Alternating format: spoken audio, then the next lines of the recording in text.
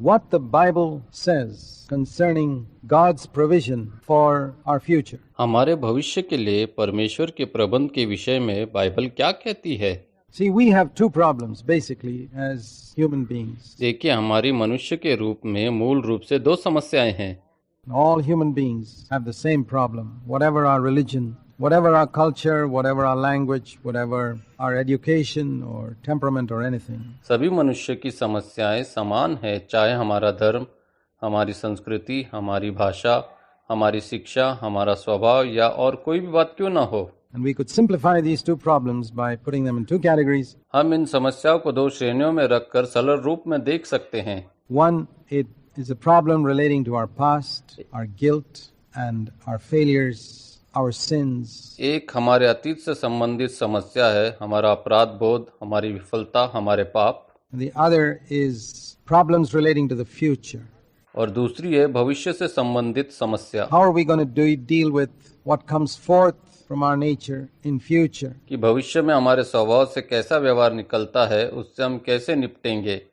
Is it going to be a repetition of the same old failures in the past? क्या यह हमारे अतीत की उन्हीं पुरानी असफलताओं का दोहराव होगा? Do we have to keep on going to God again and again, asking Him to forgive us the same old sins that we have asked for many times in the past? क्या हमें बार बार परमेश्वर के पास जाते रहना है, उनसे हमें उन्हीं पुराने पापों को क्षमा करने के लिए कहना है जिनके विषय में हमने अतीत में कई बार क्षमा मांगी है?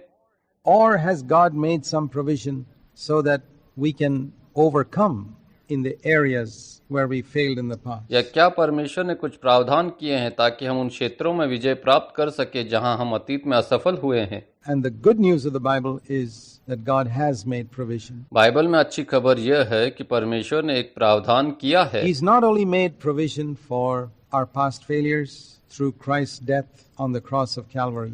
उसने न केवल कलवरी के क्रूस पर मसीह की मृत्यु के माध्यम से हमारी पिछली विफलताओं के लिए एक प्रावधान किया है.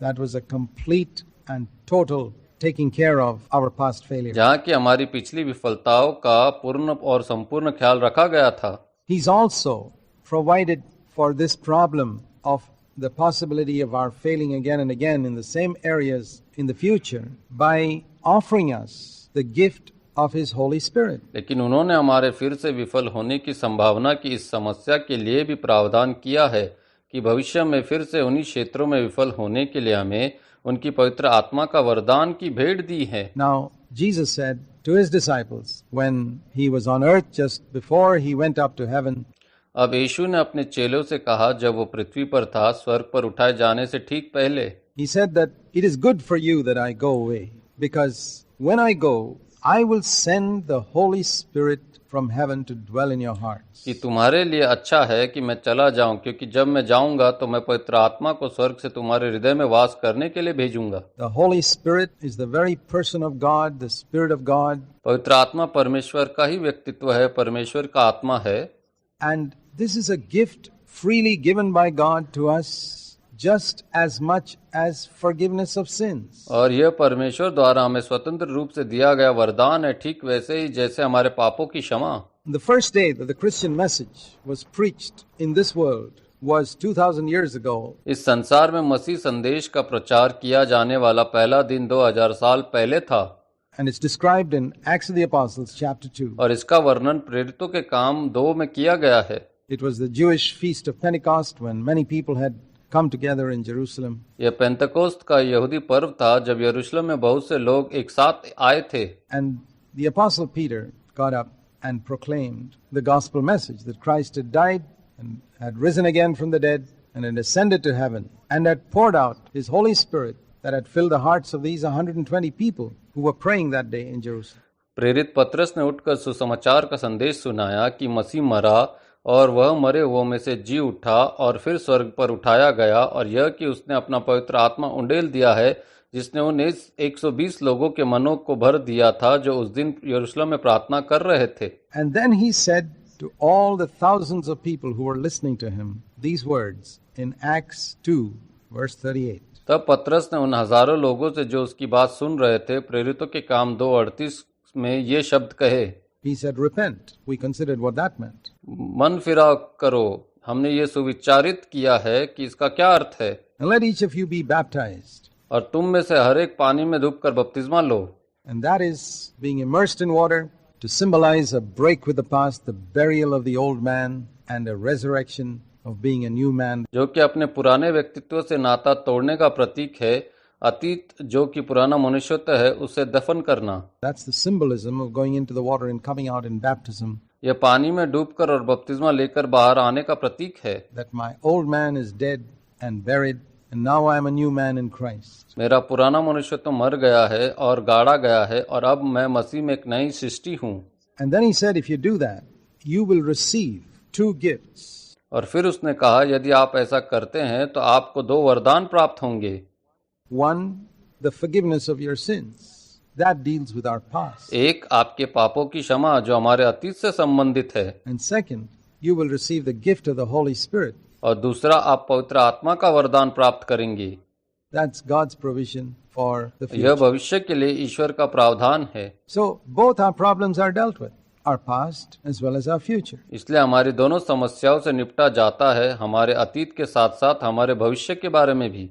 The taking care of the guilt of our past हमारे अतीत के अपराध बोध का ध्यान रखा गया है and the provision of strength to overcome when I'm faced with temptation and problems in the और coming days. प्रलोभनों का सामना करने पर काबू पाने के लिए सामर्थ्य के प्रावधान का ध्यान रखा गया है और भविष्य की समस्याओं का भी। Now many Christians think only that God has dealt with our past problem. And like I said in my last study, you can receive from God only what you have faith for. अब कई मसीही सोचते हैं कि परमेश्वर ने केवल हमारी पिछली समस्याओं का समाधान किया है। जैसा कि मैंने पिछले अध्ययन में कहा था, आप परमेश्वर से केवल वही प्राप्त कर सकते हैं जिसके लिए आपको विश्वास है। If you don't believe, you cannot receive. यदि आप विश्वास नहीं करते हैं तो आप प्राप्त नहीं कर सकते। If you don't believe, for example, that God will give you strength to face your problems in the future, you won't receive it. उदाहरण के लिए यदि आप विश्वास नहीं करते हैं कि ईश्वर आपको भविष्य में आपकी समस्याओं का सामना करने की सामर्थ्य देगा तो आप इसे प्राप्त नहीं करेंगे। You may desire it. God may also desire to give you that strength. आप इसकी इच्छा कर सकते हैं, परमेश्वर भी आपको सामर्थ्य देने की इच्छा रखते हैं, But you still won't receive if you don't have faith. लेकिन आप अभी भी प्राप्त नहीं करेंगे यदि आपके पास विश्वास नहीं है। Every gift of God is received by simple faith. परमेश्वर का हर वरदान साधारण विश्वास से प्राप्त होता है। It's not because we deserve it. ऐसा इसलिए नहीं है क्योंकि हम इसके लायक None हैं। of us deserve even the lowest of God's gifts. हम में से कोई भी परमेश्वर के सबसे छोटे वरदान के भी लायक नहीं है। We don't deserve anything but hellfire. हम नरक की आग के सिवा कुछ भी पाने के लायक नहीं है। All of us deserve judgment. हम सभी न्याय के पात्र हैं। All of us deserve to burn in hell for eternity because we have sinned. हम सभी अनंत काल के लिए नरक में जलने के योग्य हैं क्योंकि हमने पाप किया है। We have sinned deliberately. हमने जानबूझकर पाप किया है। We have dishonored God. हमने परमेश्वर का अपमान किया है। And so God places all humanity, the entire human race, under sin so that He can have mercy on everyone. इसलिए परमेश्वर सारी मानव जाति, पूरी मानव जाति को पाप के अधीन कर देता है ताकि वो सभी पर दया कर सके। This is God's way. यह परमेश्वर का मार्ग है To put us all under sin so that we all are in the same category, so that no one can boast over another saying, I'm better than you. हम सबको पाप का भागी करना कि हम सब एक ही श्रेणी में आ जाएं कि कोई दूसरे के प्रति यह कहकर घमंड न करे कि मैं तुझसे उत्तम हूँ। You know how many people there are in the world who think they're superior to others? आप जानते हैं कि संसार में कितने लोग हैं जो सोचते हैं कि वे दूसरों से श्रेष्ठ हैं। It's because they haven't seen themselves in God's eyes. ऐसा इसलिए है क्योंकि उन्होंने स्वयं को परमेश्वर की दृष्टि में नहीं देखा है। It's like I said in another study of the child who gets 20% thinking he's better than the child who gets 5%. यह वैसा ही है जैसा मैंने एक अन्य अध्ययन में कहा था, जहां 20% प्राप्त करने वाला बच्चा सोचता है कि वो 5% प्राप्त करने वाले बच्चे से बेहतर है। And worse than that, it's like the child who got 20% thinking he's far superior to the other child who got 19.5%. और उससे भी बुरी बात यह है कि जिस बच्चे को 20% अंक मिलते हैं वो यह सोचता है कि वो 19.5% प्राप्त करने वाले बच्चे से श्रेष्ठ है। How much superior is he really? वो वास्तव में कितना श्रेष्ठ है। And that is the foolishness of one man who thinks he's better than another. यह एक मनुष्य की उच्च स्तरीय मूर्खता है जो सोचता है कि वह दूसरे से बेहतर है। It's all relative. In God's eyes, We're all failures. परमेश्वर की नजर में हम सभी असफल हैं And He gives us a promotion to the next class freely. और वह हमें अगली कक्षा में स्वतंत्र रूप से उन्नति देते हैं, That is forgiveness. यानी क्षमा। And He gives us strength to face the problem of our own sinful nature, the problems that we can face living in a world that is still under the curse. तब वह हमें हमारे स्वयं के पापी स्वभाव की समस्या का सामना करने की शक्ति देता है, वह समस्या जिसका सामना हम एक ऐसे संसार में रहकर कर सकते हैं जो अभी भी अभिशाप के अधीन है। And that is through the gift of His Holy Spirit. It's His own presence coming and dwelling in our hearts, filling our hearts, giving us strength from within. और वह है उसकी पवित्र आत्मा के वरदान के माध्यम से, यह उसकी अपनी उपस्थिति है जो हमारे हृदय में आती है और हमारे हृदय में निवास करती है, हमारे हृदय को भरती है, हमें भीतर से सामर्थ प्रदान करती है। You know, when Jesus was on earth, He could only encourage people and strengthen them from the outside. आप जानते हैं जब यीशु पृथ्वी पर थे, वह केवल लोगों को केवल बाहरी रूप से प्रोत्साहित कर सकते थे। He walked with the disciples. वह चेलों के साथ चला, He talked with them, but He could be only in one place at one time. उसने उनसे बात की, लेकिन वह एक निश्चित समय में केवल एक ही स्थान पर हो सकता था। If He was in Galilee, He could not be in Jerusalem. यदि वह गलील में होता तो वह यरूशलेम में न हो सकता था। If He was in Jerusalem, He couldn't be in Galilee. यदि वह यरूशलेम में होता तो गलील में न हो सकता था। If He was in Palestine, He couldn't be in India. अगर वो फिलिस्तीन में होता तो भारत में नहीं होता And था। that would have been terrible if it had continued like that forever. यह भयानक होता अगर यह हमेशा के लिए इसी तरह जारी रहता, Because then we would always have to be, all of us would have to be where Jesus was. क्योंकि तब हम सभी को वहीं होना होता जहां यीशु शारीरिक रूप से मौजूद होते। And even that wouldn't help us because how many thousands could get near Him in any case? वह भी हमारी मदद नहीं कर पाता, क्योंकि उस हाल में कितने हजार उसके निकट आ सकते थे। And so Jesus said to His disciples, it's better that I go away. और इसलिए यीशु ने अपने शिष्यों से कहा कि यदि मैं चला जाऊं तो अच्छा है, Because if I go away, I will send my Holy Spirit who will come and dwell in your heart. क्योंकि यदि मैं जाऊं तो मैं अपनी पवित्र आत्मा भेजूंगा जो आकर तुम्हारे हृदय में वास करेगा। And that will bring my presence everywhere in the world. और वह मेरी उपस्थिति लाएगा सभी। All the disciples could receive this Holy Spirit in every part of the world and have the presence of Jesus with them wherever they are.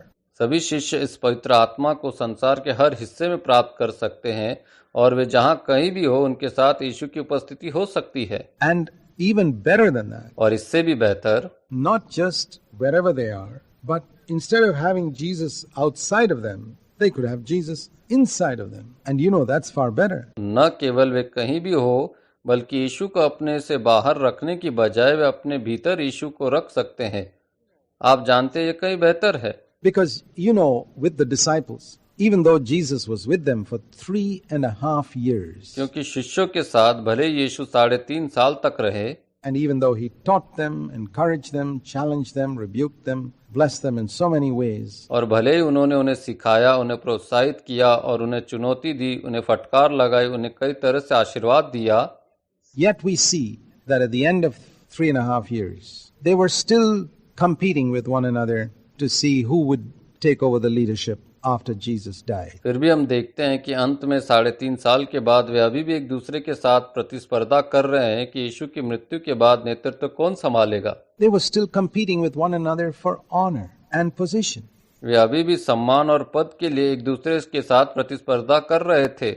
That inward problem could not be dealt with even with Jesus' physical presence. उस आंतरिक समस्या का समाधान यीशु की शारीरिक रूप से उपस्थित होने से भी नहीं किया जा सकता था। Jesus' physical presence only dealt with external problems around them, like if there was a storm in the sea, He could still it. यीशु की भौतिक उपस्थिति केवल उनके आसपास की बाहरी समस्याओं से निपटती थी। अगर समुद्र में तूफान होता तो वह उसे शांत कर सकता था। Or if there was not enough food to feed the multitude, He could provide it. Or if there was not enough wine at a wedding, He could change the water into wine. या अगर उन सभी को खिलाने के लिए पर्याप्त भोजन नहीं था तो वो इसे प्रदान कर सकता था, या अगर विवाह में पर्याप्त दाखरस नहीं थी तो वह पानी को दाखरस में बदल सकता था। External problems could be dealt with, बाहरी समस्याओं से निपटा जा सकता था, but the internal problem, which was far more serious, of sin within themselves, could not be dealt with as long as Jesus was outside. लेकिन आंतरिक समस्या जो कहीं अधिक गंभीर है, भीतर के पाप से तब तक निपटा नहीं जा सकता था जब तक यीशु बाहर थे।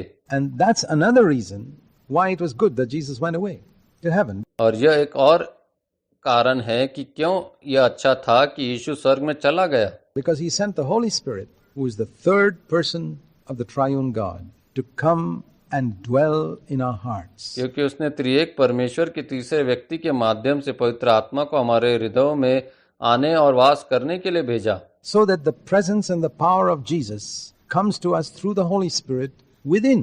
ताकि यीशु की उपस्थिति और शक्ति हमारे भीतर पवित्र आत्मा के माध्यम से हमारे पास आए। And how do we receive this gift? अब हम यह वरदान कैसे प्राप्त करें? Exactly the same way we receive forgiveness of ठीक sins. उसी तरह जैसे हम पापों की क्षमा प्राप्त करते हैं। Peter said, repent, confess your faith in baptism in the name of Jesus Christ, and you will receive the forgiveness of sins, Acts 2:38, and you will receive the gift of the Holy Spirit. पतरस ने कहा, मन फिराओ, अपने विश्वास को यीशु मसीह के नाम से बपतिस्मा में अंगीकार करो और तुम पापों की क्षमा पाओगे और पवित्र आत्मा का उपहार पाओगे। प्रेरितों के काम 2:38। There is no extra condition required. कोई अतिरिक्त शर्त की आवश्यकता नहीं है। It's not some postgraduate degree. यह कुछ पोस्ट ग्रेजुएट डिग्री नहीं है। No, it's the beginning of the Christian life. नहीं, यह मसीह जीवन की शुरुआत है। Many people have thought that to receive the Holy Spirit, to be filled with the Holy Spirit, is something which is to come many years after we begin the Christian life. No. बहुत से लोगों ने सोचा कि पवित्र आत्मा को प्राप्त करने के लिए, पवित्र आत्मा से भरे जाने के लिए यह कुछ ऐसा है जो हमें मसीह जीवन शुरू करने के कई वर्षों बाद आना है। नहीं, ऐसा नहीं है। On the very day that you begin your Christian life, you are to receive forgiveness of sins and the gift of the Holy Spirit. You open your heart and receive. It's like जिस दिन आप अपना मसीह जीवन शुरू करते हैं, आपको पापों की क्षमा और पवित्र आत्मा का वरदान प्राप्त होता है। तुम अपना हृदय खोलो और इसे प्राप्त करो। यह going to a shop where somebody has already bought a 2-volume encyclopedia for you, and if you come home with 1 volume and you discover that you don't have the whole thing. यह एक ऐसी दुकान पर जाने जैसा है जहां किसी ने आपके लिए 2 खंड के विश्वकोश के लिए पहले ही भुगतान कर दिया है। यदि आप एक खंड के साथ घर आते हैं और वहां आपको पता चलता है कि आपके पास पूरी बात नहीं है, What would you do? When you discover that both volumes were paid for, you go back to the shop and say, well, I'm sorry, I didn't take the second volume. That's paid for too. तो आप क्या करेंगे? जब आपको पता चलता है कि दोनों संस्करणों के लिए भुगतान किया गया है, तो आप दुकान पर वापस जाते हैं और आप कहते हैं, ठीक है, मुझे क्षमा करें, मैंने दूसरा खंड नहीं लिया, इसके लिए भी भुगतान किया गया है। And you take it. It's free. और आप इसे लेते हैं, यह मुफ्त है। So Peter offered forgiveness of sins and the gift of the Holy Spirit to those people who repented. इसलिए पतरस ने उन लोगों को पापों की क्षमा और पवित्र आत्मा का वरदान की पेशकश की जिन्होंने मन फिराव किया। That is what God offers us today. वही आज परमेश्वर हमें प्रदान करता है। In Hebrews 4:16 it says, "Let us come boldly to the throne of grace, so that we may receive 2 things." इब्रानियों 4:16 में हम पढ़ते हैं, आओ हम अनुग्रह के सिंहासन पर याव से चढ़े कि हमें 2 बातें प्राप्त हो। Mercy and grace. Mercy and grace are not the same. दया और अनुग्रह समान नहीं है। Mercy is referring to the forgiveness of our sins, dealing with our past. We've all sinned. We need mercy. दया हमारे पापों की क्षमा है, हमारे अतीत के साथ व्यवहार करने की बात कर रही है। हम सभी ने पाप किया है, हमें दया की आवश्यकता है। Grace is referring to God's power that He can give us to help us to be overcomers in the coming days. अनुग्रह परमेश्वर की उस सामर्थ की बात कर रहा है जो आने वाले दिनों में हमें विजेता बनने में मदद करने के लिए वह हमें दे सकता है। It's referring to the future. यह भविष्य की बात कर रहा है। And it says here in Hebrews 4:16 that let us come with boldness to God's throne so we can receive mercy to deal with the past and grace through the Holy Spirit to help us face everything that we can face in the future. और यह यहाँ इब्रानियों में कहता है 4:16 में कि हम परमेश्वर के सिंहासन पर साहस के साथ आएं ताकि हम अतीत से निपटने के लिए दया प्राप्त कर सके और पवित्र आत्मा के माध्यम से अनुग्रह प्राप्त कर सके, जिससे हमें भविष्य में हर उस चीज का सामना करने में मदद मिल सके जिसका हम सामना कर सकते हैं। Temptations, problems, trials, whatever it is. प्रलोभन, समस्याएं, परीक्षण, चाहे जो कुछ भी हो। Isn't this wonderful good news that God has provided for our past as well as our future, and all we need to do is come in? क्या यह आश्चर्यजनक रूप से अच्छी खबर नहीं है कि परमेश्वर ने हमारे अतीत के साथ साथ हमारे भविष्य के लिए भी प्रावधान किया है और हमें केवल विश्वास में आने की आवश्यकता है। So I want to invite you right now to come to God boldly. इसलिए मैं आपको अभी निडरता से परमेश्वर के पास आने के लिए आमंत्रित करना चाहता हूँ। Don't hesitate. He invites you. Say, Lord, I believe you have dealt with my past. संकोच न करे, वह आपको आमंत्रित करता है। कहो, परमेश्वर, मुझे विश्वास है कि आपने मेरे अतीत से निपटा है, But today I also want to believe that you will strengthen me to face the future. लेकिन आज मैं यह भी विश्वास करना चाहता हूँ कि आप मुझे भविष्य का सामना करने के लिए मजबूत करेंगे। I want you to fill me with your Holy Spirit. मैं चाहता हूँ कि तुम मुझे अपनी पवित्र आत्मा से भर दो। I want you to fill my heart with your power, with grace, so that I can face the coming days. मैं चाहता हूँ कि तुम मेरे हृदय को अपनी शक्ति और अनुग्रह से भर दो, ताकि मैं आने वाले दिनों का सामना कर सकूं। Believe and it will be yours. विश्वास करो और यह तुम्हारा होगा।